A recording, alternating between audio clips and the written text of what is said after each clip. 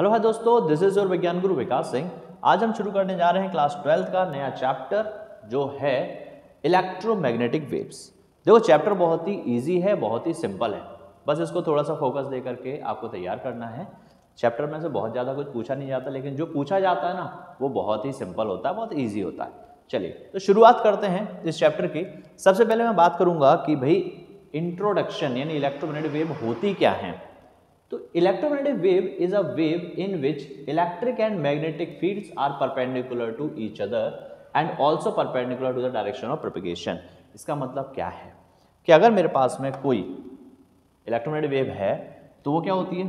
सबसे पहले बात करते हैं कि this is called direction of propagation. क्या बोलते हैं इसको? डीओपी, डायरेक्शन ऑफ प्रोपगेशन, यानी कि जिस दिशा में हमारी वेव चलती है उसको हम बोलते हैं उसकी डायरेक्शन ऑफ प्रोपगेशन। ठीक है। दूसरी चीज बात करते हैं कि डायरेक्शन ऑफ प्रोपगेशन के परपेंडिकुलर, एक मैंने ये एक्सिस ले ली और डायरेक्शन ऑफ प्रोपगेशन के परपेंडिकुलर ही मैंने एक और एक्सिस ले ली। ठीक है।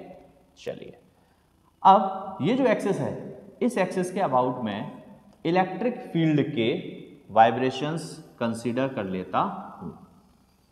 ये मेरे पास में इलेक्ट्रिक फील्ड के वाइब्रेशंस हो गए। एट द सेम टाइम ये जो दूसरी वाली परपेंडिकुलर एक्सिस है, इसके अबाउट मैं मैग्नेटिक फील्ड के वाइब्रेशंस कंसीडर कर लेता हूं। तो आप देख पा रहे हो कि ये इलेक्ट्रिक फील्ड के वाइब्रेशंस हैं और ये मैग्नेटिक फील्ड के वाइब्रेशंस हैं। ये वाइब्रेशंस कैसे हैं? एक दूसरे के परपेंडिकुलर हैं। इलेक्ट्रिक फील्ड के वाइब्रेशन, मैग्नेटिक फील्ड के वाइब्रेशन और ये होगी डायरेक्शन ऑफ प्रोपगेशन। ये तीनों ही एक दूसरे के परपेंडिकुलर हैं। जरा बात को समझिएगा कैसे हो रहा है। ये तो वेव जा रही है, ये तो वेव जा रही है। इसके अलावा इलेक्ट्रिक फील्ड इस तरीके से वाइब्रेट कर रहा है, इलेक्ट्रिक फील्ड के वाइब्रेशन इस तरीके से हो रहे हैं और मैग्नेटिक फील्ड के वाइब्रेशन कुछ इस तरीके से हो रहे हैं। यानी कि दोनों के दोनों फील्ड जा इधर ही रहे हैं, लेकिन इलेक्ट्रिक फील्ड कुछ इस तरीके से चल रहा है और मैग्नेटिक फील्ड कुछ इस तरीके से चल रहा है। चलने की दिशा एक ही है। वाइब्रेशंस इलेक्ट्रिक फील्ड के और मैग्नेटिक फील्ड के कैसे हैं? Perpendicular to each other. तो ये तीनों चीजें, चाहे मैं बोलूं डायरेक्शन ऑफ प्रोपगेशन, चाहे मैं बोलूं इलेक्ट्रिक फील्ड के वाइब्रेशन, चाहे मैं बोलूं मैग्नेटिक फील्ड के वाइब्रेशंस, ये सब एक दूसरे के परपेंडिकुलर होने वाले हैं। ठीक है। इसलिए मैंने यहां पर क्या बोला कि ईएम वेव क्या होती है? ये वेव होती है जिसमें इलेक्ट्रिक और मैग्नेटिक फील्ड दोनों के वाइब्रेशंस, दोनों के ऑसिलेशंस वो क्या होते हैं? एक दूसरे के परपेंडिकुलर होते हैं। Also they are perpendicular to the direction of propagation. Direction of propagation का मतलब होता है चलने की दिशा। इतनी बात मेरे को क्लियर हो रही है। चलिए आगे बढ़ते हैं। तो नेक्स्ट जो मैं बात करूंगा कि मेरे पास में क्या होना चाहिए इलेक्ट्रोमैग्नेटिक वेव को जनरेट करने के लिए। मेरे पास क्या होना चाहिए? पहला होना चाहिए टाइम वेरिंग इलेक्ट्रिक फील्ड। क्या होना चाहिए भैया? Time varying electric field. जो इलेक्ट्रिक फील्ड है वो कैसा होना चाहिए? टाइम वेरिंग होना चाहिए, टाइम के साथ में बदलने वाला होना चाहिए। और होना चाहिए time varying magnetic field. Magnetic field भी कैसा होना चाहिए? समय के साथ परिवर्तित बदलने वाला होना चाहिए। अब अगर मेरे पास टाइम वेरिंग इलेक्ट्रिक फील्ड है, मेरे पास टाइम वेरिंग मैग्नेटिक फील्ड है, तो ये दोनों मिलकर के मेरे को क्या देते हैं? इलेक्ट्रोमैग्नेटिक वेव देते हैं। ये दोनों मिलकर के मेरे को क्या देते हैं? Electromagnetic wave. तो इलेक्ट्रोमैग्नेटिक वेव अल्टीमेटली कैसे मिलेगी? Time varying electric field, time varying magnetic field, दोनों किसी जगह पर इकट्ठे हो जाएं और मेरे को क्या दे देंगे? इलेक्ट्रोमैग्नेटिक वेव बना करके दे देंगे। इतनी बात मेरे को समझ में आ रही है। अब बात आती है कि एक्चुअल में इलेक्ट्रोमैग्नेटिक वेव में इलेक्ट्रिक फील्ड और मैग्नेटिक फील्ड क्या करते हैं? क्यों है किसी ईएम वेव के अंदर इलेक्ट्रिक फील्ड और मैग्नेटिक फील्ड जो कि टाइम वेरिंग है? क्या करने के लिए?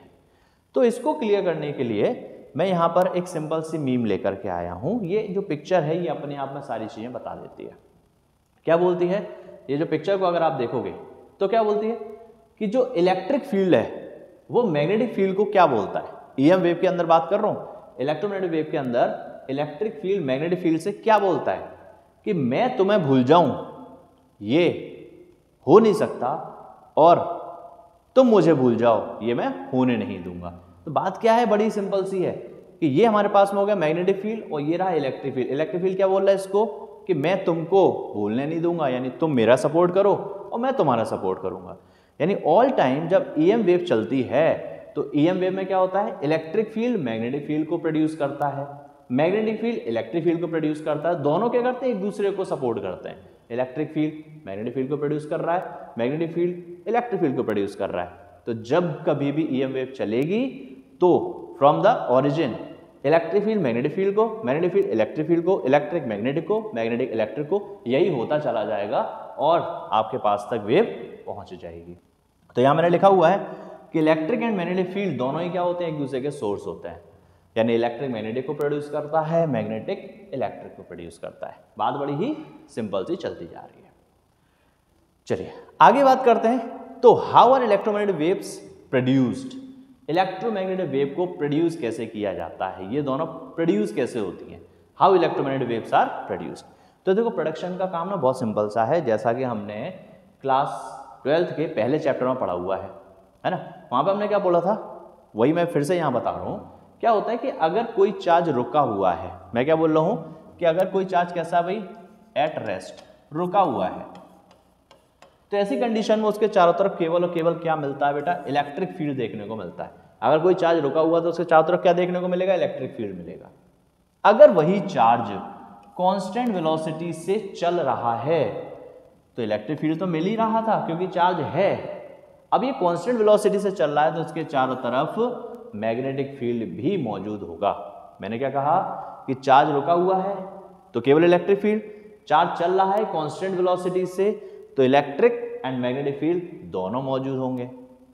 अदर देन दिस, अगर चार्ज कांस्टेंट स्पीड से नहीं चल रहा है, चार्ज कैसा चल रहा है, एक्सीलरेटेड मोशन कर रहा है। कैसा भैया, एक्सीलरेटेड मोशन कर रहा है, तो ऐसी सिचुएशन में इलेक्ट्रिक फील्ड तो होगा, मैग्नेटिक फील्ड भी होगा, साथ में मेरे को रेडिएशन भी देखने को मिलेंगी। और ये जो रेडिएशन ऑफ एनर्जी है, इस रेडिएशन को ही हम नाम देते हैं EMW, यानी इलेक्ट्रोमैग्नेटिक वेव्स। क्या नाम देते हैं, इलेक्ट्रोमैग्नेटिक वेव्स। जब भी कभी हम चार्ज को रोकेंगे तो इलेक्ट्रिक फील्ड मिलेगा, चलाएंगे कांस्टेंट वेलोसिटी से तो इलेक्ट्रिक और मैग्नेटिक फील्ड दोनों मिलेंगे, और अगर एक्सीलरेशन के साथ चलाएंगे यानी कांस्टेंट वेलोसिटी नहीं है तो इलेक्ट्रिक फील्ड मैग्नेटिक फील्ड के साथ साथ मेरे को रेडिएशन भी मिलेगा, कुछ एनर्जी बाहर निकलती हुई दिखेगी और that energy is called electromagnetic wave. अब बात आती है कि यहां पर एक्सीलरेशन कर दो या फिर चार्ज को किन्हीं दो बाउंड्री के बीच में ऑसिलेट कर दो। क्या कर दो, दो बाउंड्री के बीच में चार्ज को ऑसिलेट कर दो, वाइब्रेशंस करवा दो, तभी तो एक्सीलरेशन हो रहा है। तो जब चार्ज ऑसिलेट होता है तो वो क्या करता है, कुछ एनर्जी को रिलीज करता है और वही एनर्जी हमें इलेक्ट्रोमैग्नेटिक वेव प्रोवाइड कर रही होती है। तो अब देखना, दो बाउंड्री के बीच में, इनके बीच में, दो बाउंड्री के बीच में जब चार्ज भाग रहा होगा, ये ऑसिलेट हो रहा होगा, क्या हो रहा होगा बेटा, ऑसिलेट हो रहा होगा, तो ऐसी सिचुएशन में, ऑसिलेशन की सिचुएशन में हमें देखने को मिलेगी एक इलेक्ट्रोमैग्नेटिक वेव। क्या देखने को मिलेगी, इलेक्ट्रोमैग्नेटिक वेव। और इस इलेक्ट्रोमैग्नेटिक वेव की जो फ्रीक्वेंसी है वो इस ऑसिलेशन की फ्रीक्वेंसी के बराबर होगी। क्या बोला मैंने, यहां मैंने लिखा भी है, the frequency of EM wave, जो ईएम वेव निकल रही है उसकी फ्रीक्वेंसी कितनी होगी, ऑसिलेशन की फ्रीक्वेंसी के बराबर होगी, equals to the frequency of oscillation of the charge. Charge जिस स्पीड से, जिस फ्रीक्वेंसी से ऑसिलेट कर रहा है बिटवीन टू बाउंड्रीज, चार्ज जिस स्पीड से, जिस फ्रीक्वेंसी से ऑसिलेट कर रहा होगा, वही फ्रीक्वेंसी मेरी इलेक्ट्रोमैग्नेटिक वेव की होगी।